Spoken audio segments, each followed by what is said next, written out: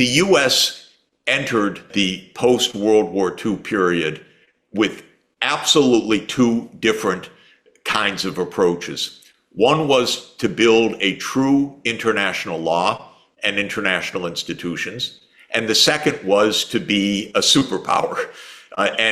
These were always in some conflict with each other. But there was a time, for a long time, I would say, where the UN was respected by American politics. And the idea was we should strengthen the UN and UN agencies. The US had a lot to do with building a lot of the UN agencies like the World Health Organization and others after World War II. But over time, as US power increased, and especially at the end of the Soviet Union, when the US strategists said, you know, we're the sole superpower, we have no challengers, we can do what we want. Then they started to look at the United Nations merely as a nuisance. And here were all these new post-colonial countries saying we need a fair international system, and the United States would say, don't talk to us about fairness, we'll decide what fairness is. And so over time, the US political elite started to view the UN maybe as a place to spread US propaganda, but not as a vehicle of global problem solving. And if you look at objective data, the US is the country in the world probably least aligned with the UN Charter right now. I've created with my colleagues a multilateralism index to see who actually sides with the global majority, who actually follows the UN institutions, who signs UN treaties and so on. The US comes out at the end of the list, not at the front, at the back, the least aligned country with the UN Charter. What the US started to do was to say, we will create an alliance. We will create a group of allies and friends. So this became the expression, not the UN, but allies and friends, allies and friends, allies and friends. And this meant military allies, of course. This meant NATO. And the mindset is completely us versus them. It's the US versus China. How dare China be so large and successful? We're the only superpower. So that became the US mindset. Now, it would be a tragedy if China took the view, well, the US has its alliance, now we'll have our alliance. In other words, dividing the world in two.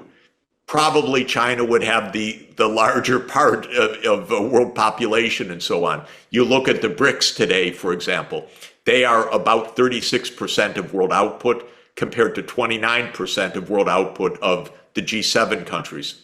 But the idea should not be the US has its alliance, we need our alliance for our security or to save the world from the US alliance.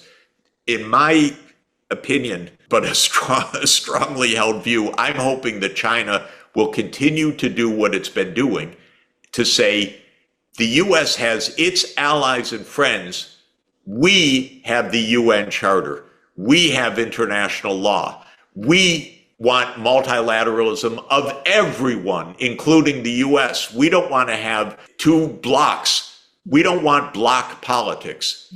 Because I believe China's statecraft is fundamentally different from Western statecraft. Western statecraft is always us versus them.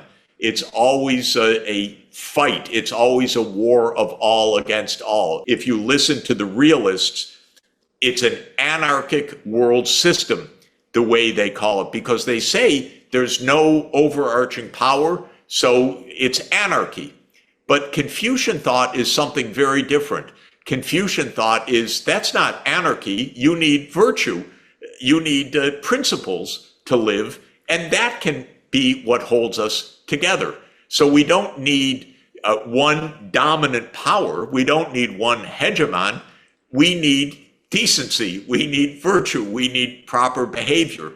This is what I hope China leads the world in showing, that this quote, realist model is not the only model of statecraft. The idea of war of all against all is not the only model. And that in fact, and I'll just summarize here, the United Nations will be 80 years old next year. That's not a lot of time in human history. We've only had 1 century so far of attempting international law. It started with the League of Nations, which didn't work. Now we have the UN, which is very fragile, and the US has increasingly turned its back on its own creation. But I don't want to give up on the UN. And I believe that for China's interest, by the way, interest as well as its vision, a strong UN system is the right kind of system. The United States does not recognize the doctrine of non-intervention. The United States is the #1 user of sanctions, not UN sanctions, US unilateral sanctions. That is intervention in other countries' affairs. The United States funds agencies like the National Democratic Institute and others to actually get into the internal politics of other countries. Are you kidding? Handle our own politics. We have enough problems agreeing on anything inside the United States. Don't meddle in the internal affairs of other countries. And the United States has 750 overseas military bases. What I propose is we end all overseas military bases, all of them. You know, if your naval vessel needs refurbishing in a naval yard, doesn't have to be an overseas naval base to do it. We could get along better if we didn't have all of this massive 80 countries of overseas U.S. military bases where the U.S. meddles in the internal politics just about every place where it has a military base, because then the U.S. strategy says, oh, we don't want to get kicked out of here. We need a government that doesn't want to throw us out.